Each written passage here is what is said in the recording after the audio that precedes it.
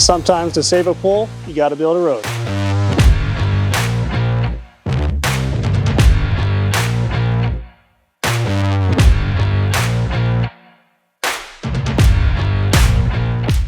Hi guys, this is Nate with Florida Seawall Solutions. We're here in Apollo Beach, and this is the start of a new project we're working on. Before we could even get started, we had to build a road.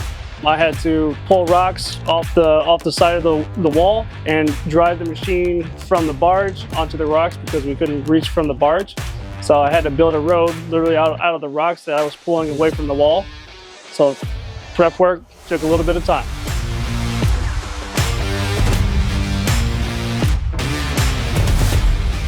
And as you can tell here, the yard was too tight to get our machines through, so we had to approach it from the water side. But because of the rocks being in the way, we couldn't get the barge close enough to do the wall. So in order to do the wall, we had to pull the rocks away from the wall, drive on the rocks to put in the new wall.